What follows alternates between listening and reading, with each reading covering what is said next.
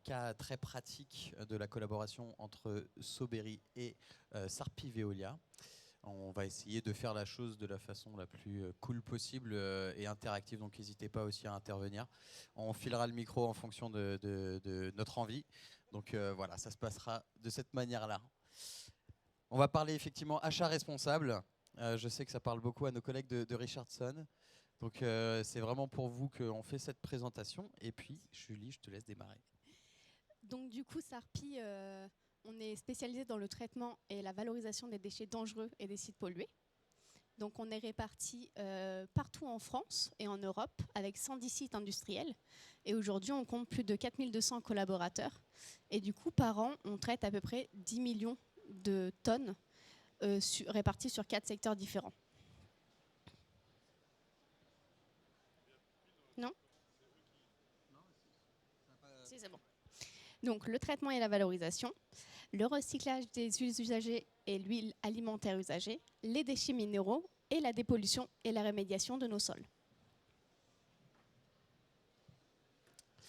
En face, on a donc la société Sobery. On est une entreprise à mission qui intervient sur le marché des objets de communication. Vous avez autour de vous, sur le tapis rose, tout un tas d'exposants qui sont sur ces sujets-là.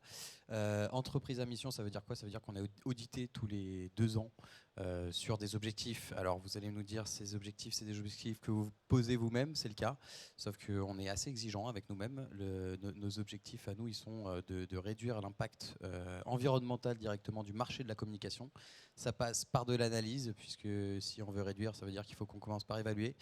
Et cette analyse-là, elle se fait sur tout un tas de labels qui vous seront précisés après, sans que ce soit forcément quelque chose de très important à retenir, parce que c'est assez technique.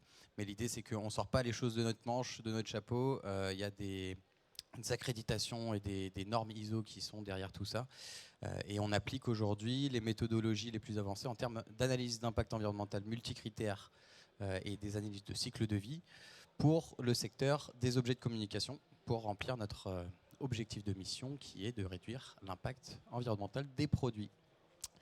Donc effectivement, on a été une entreprise qui a été reconduite. Il y a beaucoup le statut d'entreprise à mission, c'est quelque chose d'assez récent. Ça date de 2019 et la première entreprise à mission était Danone. Il y a beaucoup d'entreprises qui ne sont pas nécessairement reconduites parce qu'en fait, une fois que les audits sont faits, il y a souvent des choses qui manquent justement dans la définition des objectifs et ensuite dans les données qui sont récoltées pour la vérification de la complétion de ces objectifs. Dans notre cas, on a obtenu la réédition en 2023. Il va falloir qu'on y repasse cette année. Ça coûte cher, mais c'est intéressant de le faire. Ce que je peux vous dire, voilà, c'est que notre position est vraiment celle d'un tiers de confiance. Il y a beaucoup de greenwashing qui se fait sur notre marché. On essaye de certifier ce qu'on fait et la méthodologie qu'on applique nous le permet. On est également publié. Vous nous trouverez à la FNAC sur un livre qui s'appelle Alerte Greenwashing, qui vous donne aussi quelques billes en tant que communicant ou même consommateur sur ce qu'il y a derrière les notions de greenwashing et comment est-ce qu'on évite certains pièges. La première étape étant effectivement de faire ces analyses pour avoir un état des lieux assez précis de ce qu'on est en train de faire et pouvoir prouver les choses ensuite. Les quelques labels sur lesquels on se place, l'ISO 26000 qui est très connu dans le monde de la RSE, des un peu moins connus, c'est sur l'analyse de cycle de vie, on parle de 14040, 044. Je ne vais pas aller dans le détail. En gros, s'il faut comprendre un truc, c'est qu'on ne parle pas que d'empreinte carbone. L'empreinte carbone, elle est très intéressante et elle a son importance. Elle a aussi le risque de prendre Paul pour habiller Jacques, c'est-à-dire que si on a un très bon score en termes d'empreinte carbone, on va peut-être parfois être amené à puiser dans d'autres ressources, d'autres limites planétaires, et la méthodologie qu'on applique a cette vertu-là d'avoir une vision plutôt systémique avec du multicritère, sur 16 critères d'impact exactement, qui correspondent aux 9 limites planétaires qui sont identifiées par l'ADEME. Voilà ce que je peux vous dire. En termes de label, on est Positive Company. C'est un équivalent à Bicorp, à EcoVadis qu'on a choisi parce qu'il prenait à partie l'ensemble de ce qui gravite autour d'une entreprise. Donc notre comptable a été interrogé sur ce qui percevait de notre activité, nos clients ont été interrogés, nos fournisseurs ont été interrogés, et c'est pas simplement un audit documentaire sur lequel, parce qu'on a bien rédigé des documents, on a une super note, ce qui est plutôt le cas des autres labels qui sont présents sur le marché. Sur le nôtre, c'est beaucoup EcoVadis qui fait foi. Sans vouloir casser de sucre dans le dos de qui que ce soit. Et enfin, la garantie d'impact et de réduction d'impact qu'on propose. On a une méthodologie européenne scientifique qui s'appelle le PEF sur les objets. On va appliquer cette méthodologie à des standards de catégorie. C'est pour un usage, quel est le produit qui est le plus stocké et le plus vendu sur le marché français sur une année. Et c'est ce produit-là qui fait foi de standard. On analyse ce produit, on analyse le produit qu'on fait en face, et on définit comme ça un objectif de réduction d'impact par rapport au standard. Voilà la mission globale de la boîte. Je vais poser quelques questions maintenant à Julie qui est avec moi et donc qui représente l'un de nos cas clients. Est-ce que tu peux nous en dire un petit peu plus déjà sur le besoin qui était le vôtre quand vous êtes venu nous voir il y a maintenant ça 3 ans? Et oui, donc avant de passer chez Sobery, tous les ans, en termes de goodies, d'outils de communication, on procédait par une commande tous les ans où tous les directeurs de site nous remontaient leurs besoins en fonction des goodies qu'on leur proposait. Donc on avait évidemment les calendriers, les notebooks, les stylos, etc. Mais le problème, c'est qu'avec une commande par an, les directeurs du coup commandaient en gros. On avait cette problématique-là. Et après, on avait évidemment tous les besoins qu'on avait au fur et à mesure, donc en fonction des anniversaires, des salons qu'il pouvait y avoir, où là, c'était des demandes site par site qui venaient vers moi. Voilà. Et le constat de ce problème, enfin de cette situation-là, en quoi elle posait un problème pour vous? Elle posait un problème parce que du coup, les directeurs commandaient énormément, ce qui fait qu'il y avait énormément de gâchis. Typiquement, c'est vraiment les calendriers à chaque fois qui nous mettaient vraiment la puce à l'oreille. C'est qu'il y avait beaucoup de calendriers qui étaient commandés, il y avait des cartons qui n'étaient même pas ouverts à la fin de l'année, donc beaucoup de gâchis. Donc voilà, il n'y avait pas forcément d'objectif en tête, et ils se disaient, vu qu'il y a une commande par an, bah, du coup on commande beaucoup et on voit ce qu'on en fait, quoi. Oui, sachant qu'un calendrier en l'occurrence, ça marche bien au début d'année, un peu moins sur la fin. Et comment est-ce que, alors là on va prendre l'exemple des calendriers, est-ce que tu peux nous détailler un petit peu comment est-ce qu'on a réussi à pallier à ce sujet-là sur cet exemple précis? Sur les calendriers, on a réussi à réduire énormément, tout simplement en expliquant aux directeurs de site de cette fois bien commander seulement les besoins qu'ils ont et ne pas commander en gros. On a eu sur la première année quand même une belle amélioration, et encore plus sur cette année, où là, la nouvelle année, il y a eu, je crois, sur l'ensemble des calendriers, il y en a peut-être sur les plus gros calendriers, donc qui sont les calendriers donc Sarpi, Veolia. On en avait commandé, je crois, il me semble 3000, quelque chose comme ça. Et là, actuellement, sur la e-boutique, il y en a beaucoup moins que les premières années. Donc là, rien que ça, on a vu une nette amélioration. Donc nous, notre business, et là où on a réussi finalement, c'est à moins vous vendre, si je comprends bien. Okay. Donc c'est assez paradoxal, tout le monde ne va pas suivre forcément cette philosophie. Mais oui, c'est clair, évidemment que c'est con. Non, la notion de moins vendre, en fait, derrière la mission de Sobery aussi, il y a une question, exactement. Tu peux effectivement baisser en quantité, monter en qualité. Et on va vous présenter un petit peu vraiment l'aspect besoin que vous aviez. Il y avait aussi un sujet, peut-être tu peux nous parler de la notion de centralisation, le besoin d'avoir un seul et même acteur pour l'ensemble de votre commande aussi, parce que ça avait comme bénéfice. Exactement. L'avantage, en fait, c'est que du coup, avant, tous les directeurs ne passaient du coup par mois pour leurs demandes. Aujourd'hui, ils sont autonomes. Et c'est vraiment ce dont on avait besoin, c'est que chaque site puisse être autonome sur leurs commandes, sur les quantités aussi à commander, et qu'ils puissent revenir sur la e-boutique dès qu'ils ont besoin. Il n'y a plus cette notion de « j'ai besoin de quelque chose, je demande un devis, je redemande un devis, je le fais signer, etc. Il y a beaucoup moins d'allers-retours et ils sont beaucoup plus autonomes sur ça, que ça soit au niveau en termes de goodies, mais surtout en termes de facturation, c'est un sujet chez nous, parce que chaque filiale est facturée à sa propre filiale, alors que du coup avant, à chaque fois, ça passait par le siège et à chaque fois, il y avait des refacturations internes, ce qu'on évite vraiment au maximum. C'est une solution, donc on va commencer peut-être à parler effectivement, puis je pense qu'on reviendra sur les points qu'on va développer par la suite, mais la solution qu'on va proposer à un acteur comme Veolia, comme Sarpi Veolia précisément, c'est justement une solution un peu d'achat, de e-procurement. Il y a vraiment une notion digitale derrière ça. Donc le process qu'on a aujourd'hui, c'est avec Julie, avec l'équipe communication, on va définir un cahier des charges sur lequel on va se positionner de notre côté, trouver des solutions en termes de produits.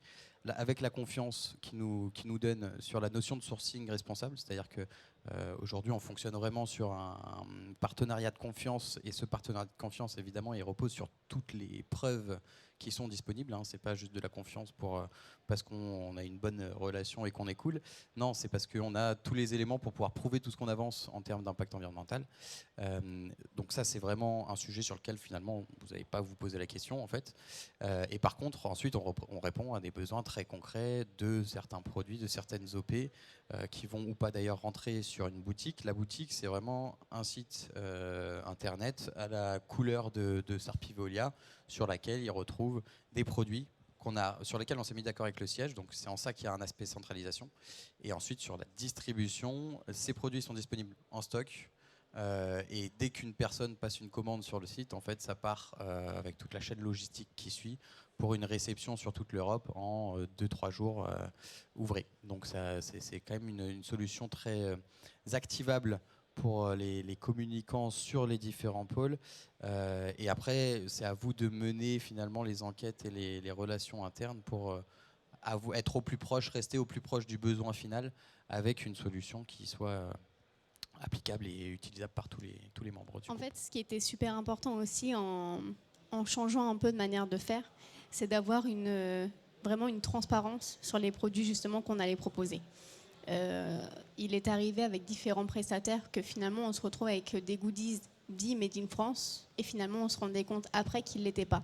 Et ça, pour le coup, pour une société comme la nôtre, où pour le coup la valeur environnementale est très importante, et c'est pourquoi la e-boutique qu'on a créée ensemble est 100% éco-responsable, made in France ou au moins made in Europe, il est impensable pour nous de proposer des choses made in China typiquement. On fait le parti pris, on a fait le choix de travailler justement avec Soberry pour justement avoir des outils de communication qui sont responsables.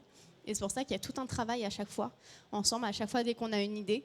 J'en parle avec Jean-Gaël, il me dit si c'est possible ou pas. C'est arrivé d'avoir des choses où il ne trouvait pas de solution qui était éco-responsable. On a changé. Il n'y a pas de « on veut ça ». Bon, c'est pas éco-responsable, c'est pas grave. Non, c'est pas grave, on change, on trouve un autre objet. C'est couillu.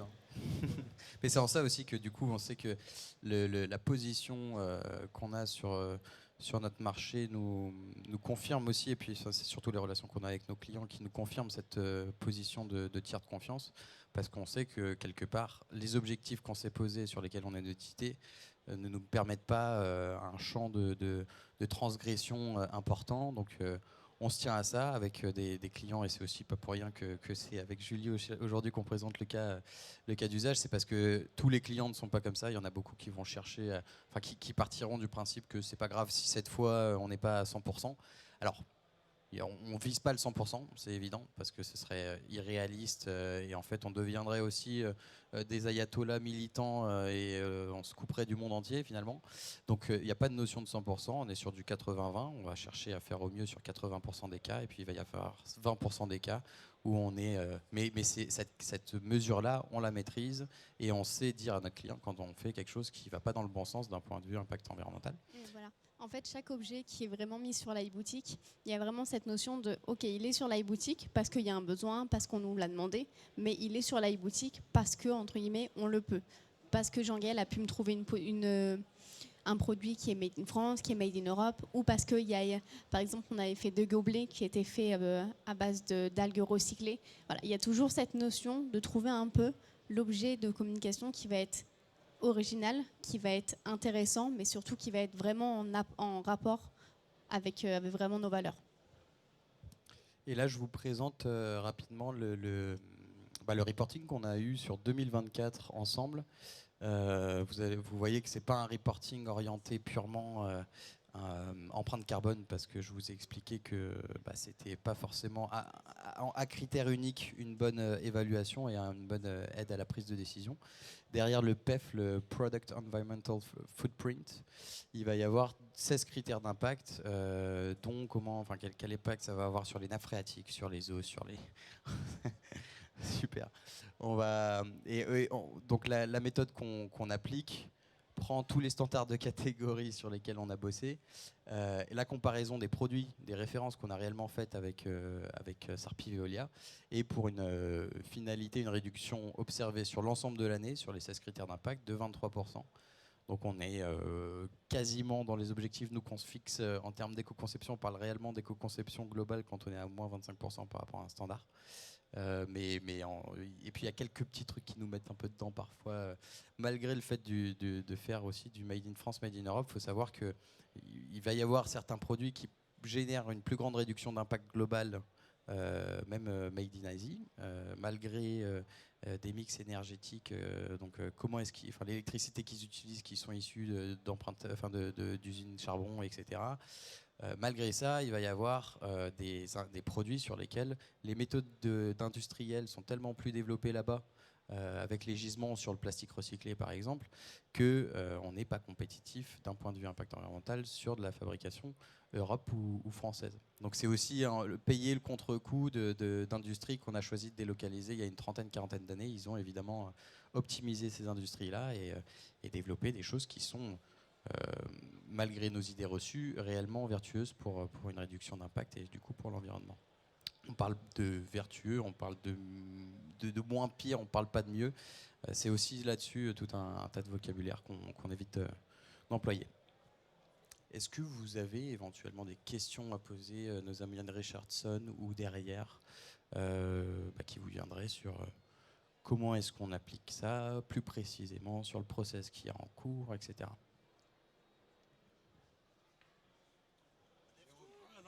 J'étais pas sûr le micro. En fait, vous avez créé l'Amazon des goodies quoi, pour Veolia, c'est un peu ça. Aïe, ça fait mal. Non, non, c'est pas ça. Amazon va avoir des pratiques qui sont un peu particulières en termes de logistique. On est beaucoup plus cher sur la logistique qu'Amazon. Sans rigoler, en fait, il y a une présélection qui est vraiment sur le critère d'impact, sur lequel on se retrouve très bien avec Sarpi. Mais on ne peut pas se targuer, on n'a pas une profondeur de catalogue suffisante, simplement parce que la présélection ne permet pas cette profondeur. Et puis en fait, tous les produits qui sont présents sur la boutique, c'est des produits sur lesquels on a fait une fabrication. Il y a eu un marquage, donc c'est des produits qui sont à écouler réellement pour le groupe. Si au bout d'un an, on ne les a pas écoulés, on les facture au siège, tu vois. Donc, et ça nous est arrivé du coup sur notre première année sur les calendriers de devoir même facturer de la destruction de stock, parce qu'on s'est rendu compte justement qu'on avait un peu trop consommé. Ce qui nous a amené à un nouveau process. C'est aussi ce genre de partenariat qui permet de créer du bon sens dans la consommation à travers des process qui évoluent un peu constamment. C'est ce qu'on se faisait comme réflexion en préparant l'intervention, c'est que en fait, la boutique, elle a pas grand chose à voir aujourd'hui par rapport à ce qu'elle a été il y a 1 an, 2 ans, parce que elle est évolutive en fonction des besoins. On parle de sobriété réellement parce qu'on vient consolider la notion d'impact environnemental avec la notion de consommation. Tu as d'un côté les stocks qui sont suivis, pilotés, on peut dresser des rapports de saisonnalité sur tel et tel produit en fonction des commandes qui sont passées. Donc on a des informations de consommateurs là-dessus, de cette manière-là. Et on a des informations en face d'impact environnemental. Quand on lit ces deux sets de données, c'est là qu'on rentre vraiment dans une démarche de consommation plus sobre, réellement. Alors c'est un peu à contre-courant des idées business très classiques pour lesquelles faire le plus, mais plus et plus a du sens. On sait qu'on est une entreprise un petit peu uluberlue dans le sens où on regarde pas seulement comme KPI à la fin de l'année le résultat de la société, Mais on va regarder aussi les objectifs de mission et c'est presque, là c'est plus en tant que personne et en tant qu'entrepreneur initialement que je me retrouve plus sur des KPI respectés en termes de mission que sur un résultat et un dividende que j'ai jamais mis dans ma poche jusque-là, quoi.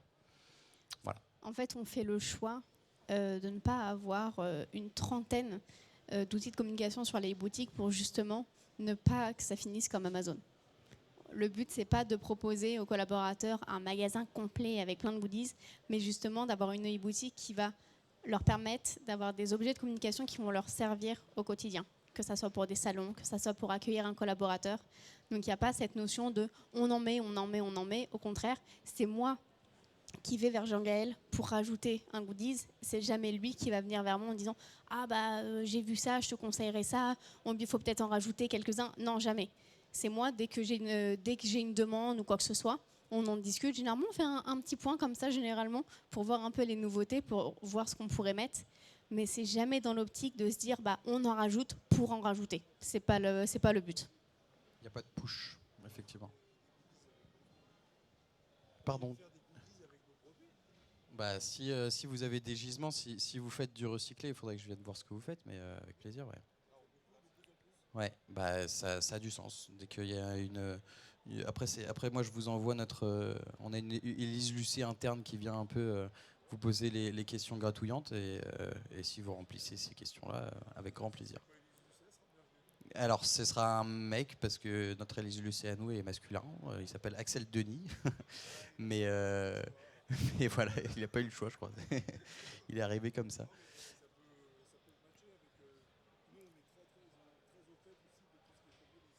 Ok, eh ben, écoute, avec plaisir à creuser. En fait, ça peut marcher aussi tout simplement parce qu'il y a une question de revalorisation de matière qui est du coup une de nos principales activités et qui est le pourquoi aussi on cherche justement des goodies. Donc, avec grand plaisir.